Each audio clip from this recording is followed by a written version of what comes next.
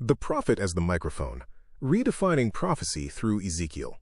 Date, June 8, 2026. In modern theological and cultural discourse, prophecy is frequently reduced to foresight, the act of predicting future events or mapping out a chronological timeline of things to come.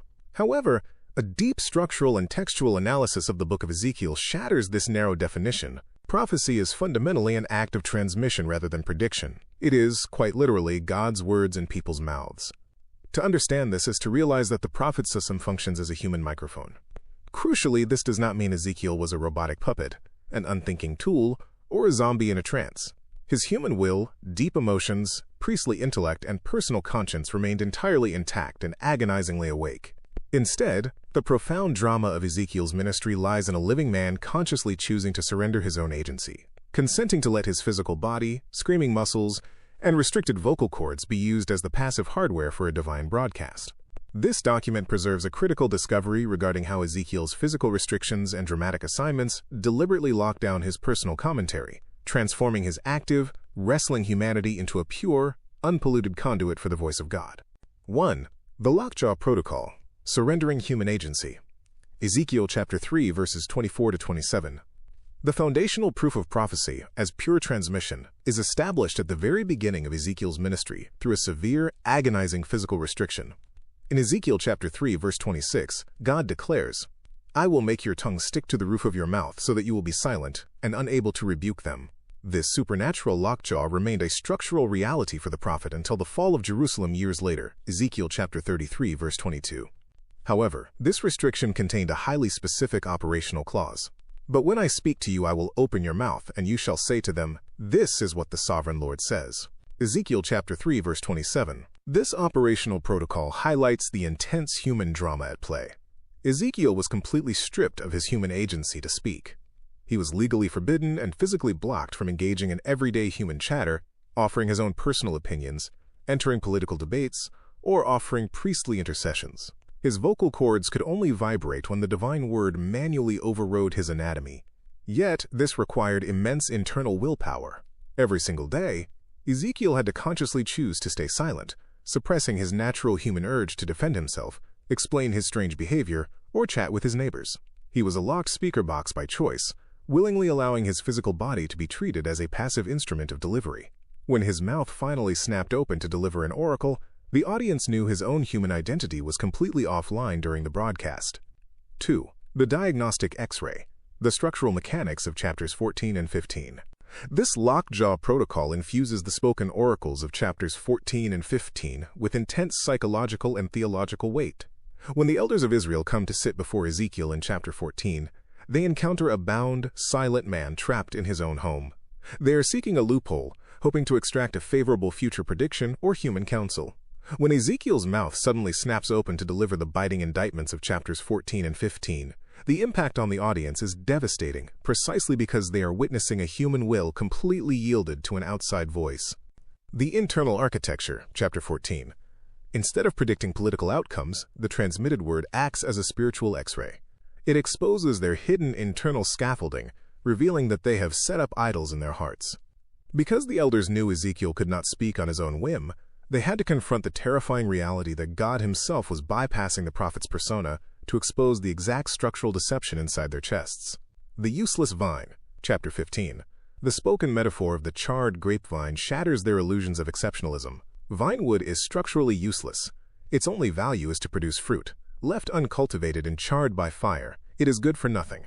This was not a forecast of the future, but a harsh diagnostic mapping of their current spiritual reality. Ezekiel didn't deliver these chapters as a detached, robotic recording device.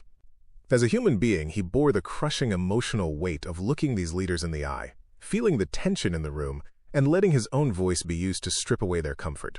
Because he was structurally silenced, the elders did not hear a prophet offering a personal critique. They heard an unmediated, unfiltered transmission from Yahweh. 3. The Protesting Prophet, Living the Street Theater, Ezekiel chapter 4 and 5. The ultimate proof that Ezekiel retained an active wrestling will is found in his dramatic, physically agonizing public performances. He was not a mindless puppet. He actively felt the horror of his assignments and even pushed back against them. The human will objects, Ezekiel chapter 4 verse 14. When God commands him to bake his siege rations over human feces, Ezekiel's human conscience and priestly training actively recoil in disgust.